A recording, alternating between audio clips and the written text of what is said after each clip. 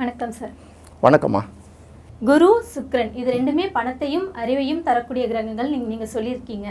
அதே மாதிரி குரு சுக்கிரன் இது ரெண்டுமே கோச்சாரத்துல இருந்துச்சு ஒன்னா சேர்ந்துச்சு அப்படின்னா அந்த இடம் பாதிக்கப்படும். அதே மாதிரி குருவும் சுக்கிரனும் ஜாதகத்துல சேர்ந்தா சேரக்கூடிய ராசிக்காரர்களுக்கு பிரச்சனை அப்படின்னு சொல்லியிருக்கீங்க.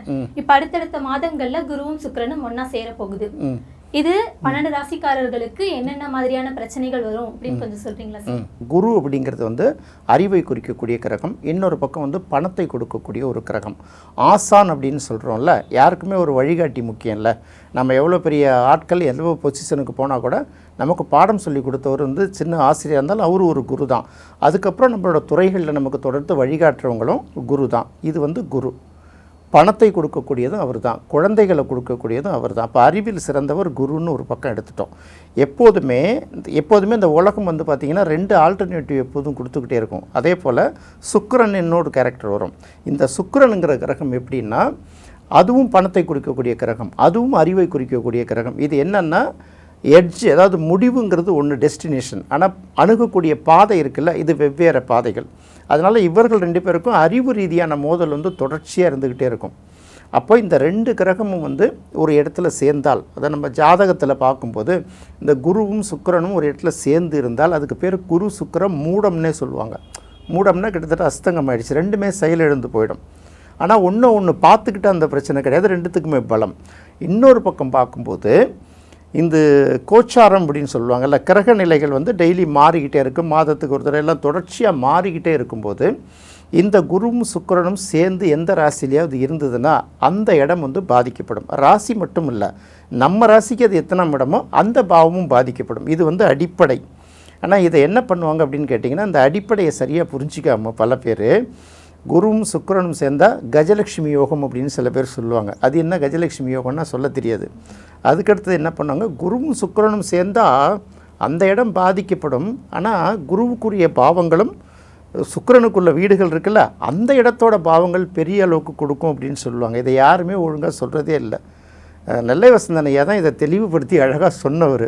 இது போல் இருக்கக்கூடிய ஒரு 20-30 ஜாதகங்களை அனலைஸ் பண்ணி 100க்கும் மேற்பட்ட ஜாதகங்கள் அனலைஸ் பண்ணி அவங்களுக்கு என்னென்னலாம் தாக்கம் ஏற்படுத்துன்னு ஒரு விஷயத்தை பார்த்துட்டு வரோம்ல, அப்போ தான் இந்த தாக்கம் என்ன முக்கியங்கிறத உணர முடியும். இவங்களுக்கு என்னென்னா, ஏதாவது ஒரு புக்கில் ஏதாவது ஒரு பாயிண்ட் படிச்சுட்டு அப்படியே வந்து யார் முதல்ல சொல்கிறது இல்லை, யாராவது ஒரு விஷயத்த சொன்னாங்கன்னா அவங்கள்ட்ட கேட்டுட்டு வந்து அதுக்கு மட்டும் வந்து ஏதாவது மீடியாவில் உட்காந்துட்டு சொல்கிறது, மேடையில் பேசுகிறது, இந்த மாதிரி இதில் வரக்கூடிய ஒரு கோளாறு. இதை நம்ம சரி பண்ணிட்டு தான் நம்மளோட வீடியோக்களில் தொடர்ச்சியாக சொல்லிக்கிட்டே வந்துக்கிட்டே இருக்கோம். அப்போ குருங்கிறது 2 அறிவாளிகள் ஒரு இடத்துல இருந்தால் என்ன நடக்கும்? இவன் அறிவை அவன் ஒத்துக்க மாட்டான், அவன் அறிவை இவன் ஒத்துக்க மாட்டான். 2 பேரும் வாக்குவாதம் பண்ணிக்கிட்டே என்ன பண்ணுவாங்க, அந்த இடத்த வந்து கலாட்டா வைக்கிடுவாங்க இல்லையா? அதே போல் ஒரு உரையில் 2 கத்தி இருந்தால் இருக்க முடியாதுன்னு சொல்லுவாங்கள்ல, அது மாதிரி ஒரு உரையில் 2 கத்தி இருந்தாலும் அது வந்து வேலைக்கு ஆகாது. அதனால் என்ன சொல்லுவாங்கன்னா, இது 2ம் சேர்ந்து இருக்கக்கூடிய இடங்கள் வந்து கடுமையாக பாதிக்கப்படும். இப்போ எப்படின்னா, நம்ம லக்னம் அப்படிங்கிறத ஒரு 1ஆம் இடம்னு எடுப்போம் நம்ம ஜாதகத்தில். அப்போ லக்னத்தில் இருந்தால் தன்னோட நிலை பாதிக்கப்படும். 2ஆம் இடத்துல இருந்தால் வருவாய் பாதிக்கப்படும், குடும்பம் பாதிக்கப்படும். இப்படி இந்த 12 பாவங்கள்லேயும் இந்த கிரகங்கள் எங்கெங்கே இருக்கோ சேர்ந்துருக்கோ குருவும் சுக்கிரனும் அந்த இடம் பாதிக்கப்படும். இது குறிப்பாக இதோட ஸ்பெஷாலிட்டி என்னன்னா, என்ன தான் இடத்த பிடிச்சி பெரிய லெவலுக்கு போனாலும் இந்த தலைமை இடம்னு ஒன்று இருக்குது பாருங்கள், பிரின்சிபல் அப்படின்னு சொல்லுவோம்ல. மினிஸ்டர் ஆகிடுவாங்க, முதலமைச்சர் ஆக முடியாமல் தடுமாறுவாங்க, அமைச்சர் ஆகிடுவாங்க, பிரதமராக முடியாமல் தடுமாறுவாங்க, அசிஸ்டண்ட் பிரின்சிபால் வரைக்கும் போவாங்க, பிரின்சிபால் ஆக முடியாமல் தடுமாறுவாங்க. இதுதான் வந்து இதோட முக்கியமான எஃபெக்ட். இதில் இன்னுக்கு வந்து சில பரிகாரங்கள் இருக்குது. என்ன பரிகாரம்னு கேட்டிங்கன்னா, இந்த சேர்க்கை நம்ம என்ன சொல்லுவோம்னா, பொதுவாக குரு வந்து ஒரு இடத்த பார்த்ததுன்னா அதோட பார்வை வந்து ரொம்ப சிறப்பு தருங்கிறோம்ல. ஆனால் குருவும் சுக்கிரனும் சேர்ந்து இருக்கிறப்ப 2மே பவர் எழுந்து போயிடும். ஒருத்தனை அடிச்சுக்கிட்டே இருந்தானா எப்போ அவன் அமைதியாக வாடுறது? அப்போ சனியோட பார்வை இந்த இடத்துக்கு கிடைத்தால் அது விதிவிலக்கு. சனிங்கிறது நம்ம நெகட்டிவ்ங்கிறோம்ல, நெகட்டிவ் இன்ட்டு நெகட்டிவ் ப்ளஸ் ஆகிடும். அப்போ சனியோட பார்வை கிடைத்தால் இந்த குரு சுக்கிர மூடத்துக்கு பெரிய அளவுக்கு பாதிப்பில் அதுக்கு ஒரு விடிவு காலம் உண்டுங்கிறது. அதுக்கு அடுத்தது இந்த குருவுக்கும் சுக்கிரனுக்குமான சேர்க்கை எந்தெந்த ராசிகளில் வருது அப்படின்னு பார்க்கும்போது, இப்போ மே மாதம் 14ஆம் தேதி, அடுத்த மாதம் 14ஆம் தேதி வந்து சுக்கிரன் வந்து மிதுன ராசிக்கு வருது. ஏற்கனவே அங்கே குரு இருக்குது மிதுன ராசியில். அப்போ அங்கே ஒரு 10-15 நாள் 2 பேரும் ஒன்றா தான் சேர்ந்துருப்பாங்க. அந்த 10-15 நாளும் ஒரு கடுமையான பாதிப்பு, அந்த பாவம் சம்மந்தப்பட்டது, அந்த ராசி சம்மந்தப்பட்டதுக்கு ஒரு பாதிப்பு இருக்கும். அப்போ ஜூன் 1ஆம் தேதிக்கு மேலே குரு வந்து அடுத்த ராசி, குரு பயிற்சி வந்துடுறதுனால அவர் கடக ராசிக்கு போயிடுவார். அதுக்கப்புறம் சுக்கிரன் இங்கே இருக்க மாட்டார்ல, குரு மட்டும்தானே ஒரு வருஷத்துக்கு ஒரு தடவை இடத்த தவறாரு. சுக்கிரன் அடுத்த மாதம் திரும்ப அங்கே போயிடுவார். அப்போ பார்த்தீங்கன்னா 14/5/2026 அந்த மந்த்து, அதாவது வந்து மே மாதம் இறுதி வரைக்கும் இந்த குரு சுக்கிரன் மூடம் அந்த இடத்துல இருக்குது. குரு வந்து கடகராசிக்கு போன பிறகு ஜூன் மாதம் 8ஆம் தேதி சுக்கிரன் திரும்பவும் கடகத்துக்கு போயிடுது. ஜூலை மாதம் 4ஆம் தேதி வரைக்கும் அங்கே சேர்ந்து தான் இருக்குது. அப்போ பார்த்தா குருவால் இயங்கவே முடியாது. இதையெல்லாம் கணக்கு பண்ணி தான் நம்ம பலனை சொல்லணும். இன்னொரு பக்கம் பார்க்கும்போது குரு வந்து கடகத்தில் உச்சமாகிறாரு. ஆனால் வந்து சுக்கிரன் வந்து பகையாளி ஆகிடுறாரு அந்த இடத்துல. அடுத்தது மிதுனத்துலேயும் 2 பேர் சேர்ந்துருக்காங்க, கடகத்துலேயும் 2 பேர் சேர்ந்துருக்காங்களா. அப்போ வந்து சுக்கிரன் எப்போ தெளிவாக போகிறாரு அப்படிங்கிறத பார்க்கணும். இப்போ மிதுனத்தில் இருக்கிற வரைக்கும் குருவோட சேர்ந்து அவஸ்தைப்படுறாரு. கடகத்துக்கு வந்த பிறகும் திரும்ப கடகத்துக்கு வரும்போது குருவோட சேர்ந்து மீண்டும் ஒரு அவஸ்தை. கடகம்ங்கிறது சுக்கிரனுக்கு பகை வீடு. அதுக்கப்புறம் சுக்கிரன் அடுத்து கடக்கும்போது சிம்ம ராசிக்கு போகும்போது அதுவும் சுக்கிரனுக்கு ஒரு பகை வீடு. அதன் பிறகு கன்னிக்கு போகும்போது சுக்கிரனுக்கு அது நீச்ச வீடு. அப்போ துலாம் ராசி சுக்கிரன் அடைகிற வரைக்கும் பார்த்திங்கன்னா ஏதோ ஒரு வகையில் பணத்துக்கு சின்ன சின்ன இழுபறிகள் இருக்கும். அப்போ குரு பயிற்சி ஆகிடுச்சு, உங்களுக்கு இது வரும் அது வரும்னு சொல்லிட்டு அடுத்து இந்த சோஷியல் மீடியாவில் அழைப்பாங்க பாருங்கள். உச்சத்தை தொட போகும் ராசிகள், கோடிகளில் புரள போகும் ராசிகள், இப்படியெல்லாம் அதட்ட விட்டுட்டு ஒன்றுமே நடக்காது. ஏன்னா பொதுவான ராசி பலன்களில் நம்ம சில விஷயங்களை பார்க்கணும் இல்லையா. அப்போ இதுதான் வந்து ஒரு முக்கியமான பாயிண்ட்டு. குரு சுக்கிரன் சேர்க்கையை வந்து குரு சுக்கிர மூடம்னு சொல்லுவாங்க. இதுக்கு சனி பார்வை கிடைக்காத பட்சத்தில் கடுமையான பாதிப்பு இருக்கும், அந்தந்த பாவங்கள் பாதிக்கப்படும். அடுத்தது புதனும் வந்து சேர்ந்துடுது. ஆனால் வந்து புதன் சேர்ந்து ஒரு 2-3 நாட்கள்லேயே திரும்ப சுக்கிரன் மாறிடுது அல்லது குரு மாறிடுது. அதனால் கடைசி நேரத்தில் தான் புதன் வந்து காப்பாற்றுவார். புதன் சேரும்போது கொஞ்சம் வந்து அதோட பிரச்சனைகள் சற்று குறையும். இதையெல்லாம் பார்த்து தான் இந்த குரு சுக்கிர மூடத்தை முடிவு பண்ணணும்.